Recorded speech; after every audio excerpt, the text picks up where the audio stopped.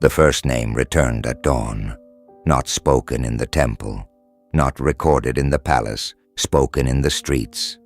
An old woman in the southern quarter stopped beside a cracked shrine wall, where the marble had shifted just enough to expose a buried inscription. She brushed the dust away with trembling fingers, read the letters slowly, carefully, as if afraid they might disappear again. "Althira," she whispered.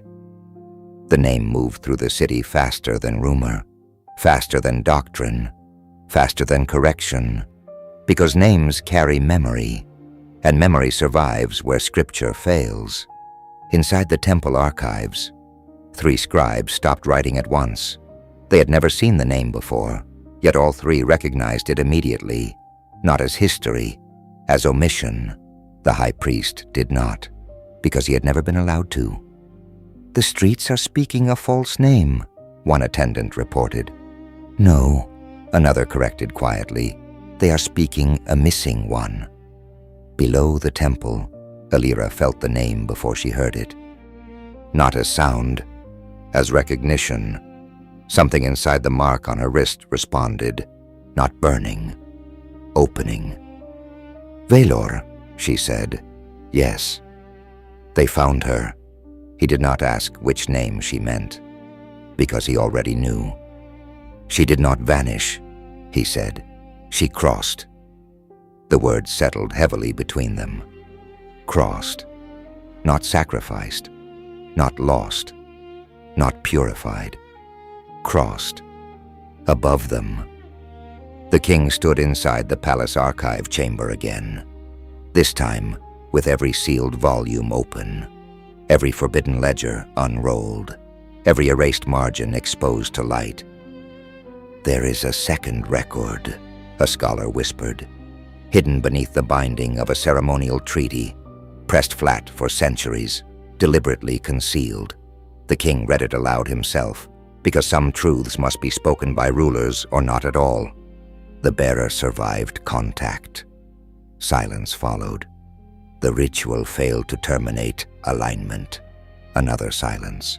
The subject passed through the fracture. The king closed the page slowly. "They buried her name," he said, "because she proved the ritual was never permanent."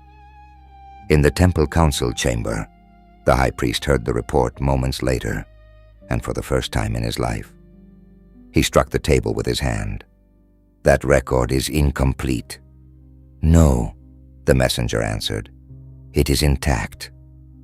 The high priest did not respond immediately, because he understood what intact meant. It meant deliberate concealment. It meant inheritance without consent. It meant continuity without truth. "She crossed," he repeated quietly. Below the vault, Elira turned toward the fracture again. "What happened to her?" Vaelor stepped closer, closer than he had ever stood before, so close now the air between them no longer shimmered. It parted. "She chose," he said.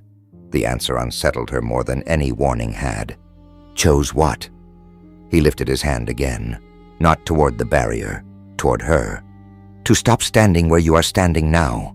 Above them, across the capital, the cracks in the marble foundations stopped spreading outward.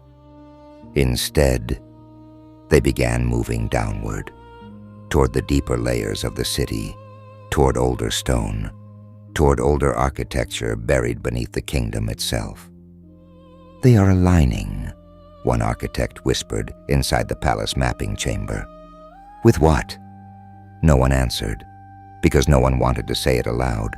With the original boundary, in the southern district, the historian who first spoke the buried name now stood before a crowd twice the size of yesterday's.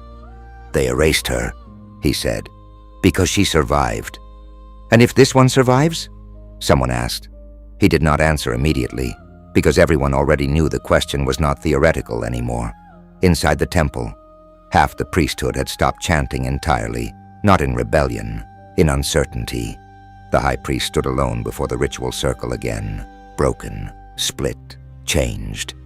"If she crosses," he whispered to the empty chamber, "the seal will never close again." Behind him, the king answered quietly. "It was never meant to. Below them."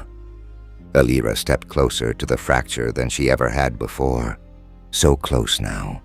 She could see not just Vaelor's scars, not just his outline, his breath. "You remember her?" she said. "Yes." "Did she trust you?" The question lingered longer than any before it, because some truths take longer to cross the barrier than others. "Yes," he said finally. "Did you trust her?" Another pause, shorter this time, stronger. "Yes." The fracture widened again, not violently, not dangerously, naturally. Above them, across the temple, across the palace, across the capital itself, the buried names spread through the streets like returning weather. Althira, Althira, Althira. And for the first time in centuries, the kingdom understood something had already happened once before, which meant it could happen again.